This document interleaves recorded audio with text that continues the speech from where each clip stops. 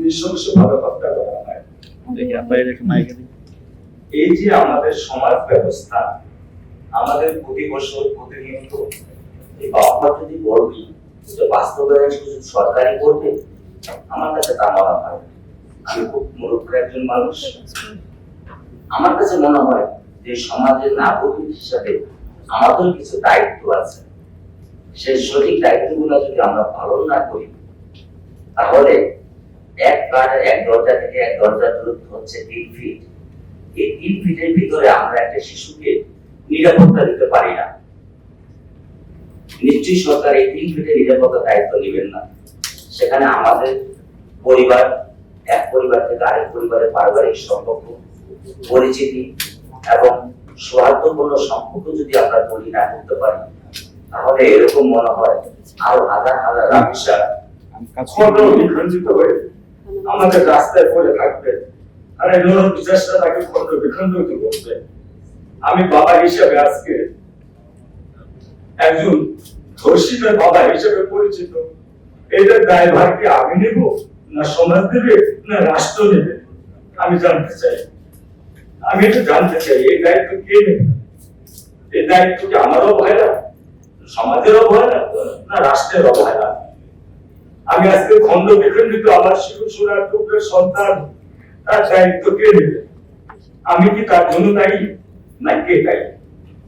আমাদের এই জন্য ভবিষ্যৎ প্রজন্ম রক্ষা করবার জন্য আমাদের কি করণীয় প্রয়োজন? হয়তো আমার প্রতি আপনারা বিরক্ত হতে পারেন বা মনোক্ষুণ্ণ হতে পারেন। আপনারা আলাপ করবেন, আলোচনা করবেন, সমস্যার সমাধান বের করবেন। কিন্তু সত্যিকারে কি কোনো সমস্যার সমাধান চলে আসবে? ভবিষ্যতে কি আর কোনো রাবিশা এরকম ধর্ষিত হয়ে, মাথা খণ্ডিত হয়ে, ক্ষত বিক্ষত হয়ে বাবার বুকে সারা জীবনের জন্য ক্ষত বিক্ষত হতে দেবেন? নাকি আপনারা সত্যিকার ভাবে এমন কোন সিদ্ধান্ত নেবেন যে আর রাবিশা হাতে ফুল নিয়ে রাস্তায় সে রাস্তায় খেলে বেড়াবে, বাবার হাত ধরে দৌড়ে বেড়াবে, মার বুকের মধ্যে মুখ লুকাবে, সেগুলো ভয় পাবে না? সব পরিশেষ বলবো, কালকে আমার বাসায় একটা বাচ্চা এসেছিলেন 5 বছরের।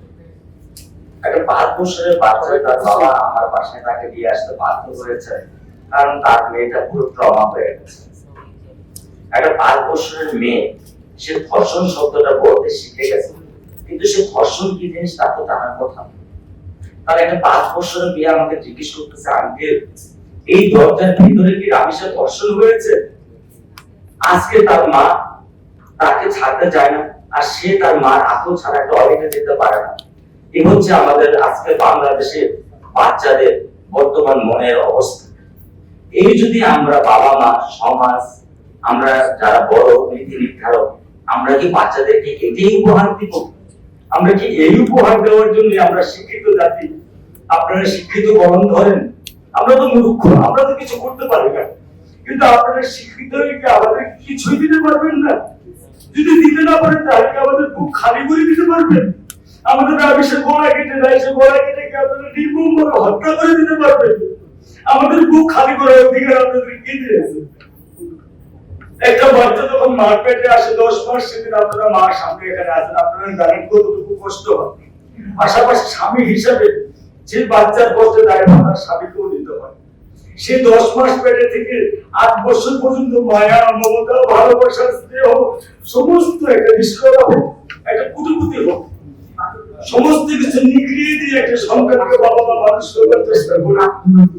যখন 8 বছর বয়সে বা 10 বছর বয়সে বা 15 বছর বয়সে একজন বাবা মাকে সেই সন্তানকে সমাজের নরপশ হায়ানেরা ঘিরে ফেলে, ধর্ষণ করে ফেলে, এই দায়িত্ব কার?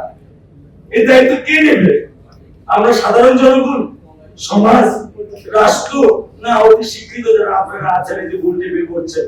আমাকে আপনারা ক্ষমা করবেন যদি আমার ভাষা বা আমাদের ব্যক্তি বা আমার আবেগ আপনাদেরকে আহত করে থাকে। আমি আপনাদের কাছে বড়জোর ক্ষমা চাই। কিন্তু আমি আমাকে অপরাধ করতে পারছি না। আজকে আমি আব্দুল হান্নান মৌলানা, আমি একজন ধর্ষিতার বাবা, আমি একজন খন্ড বিখণ্ড লাশের বাবা, রাস্তায় বেরোলে বলে রাবিশার বাবা।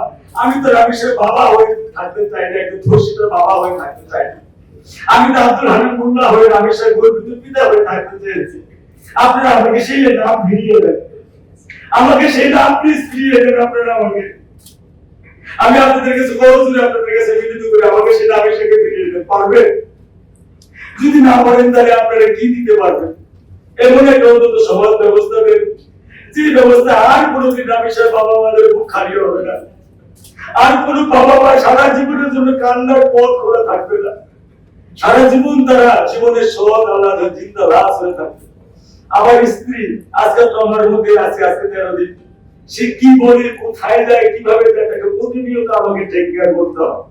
সে পাগলের মতো হয়ে গেছে, আমি জানি না আল্লাহ ভালো জানে সে সুস্থ হবে কিনা।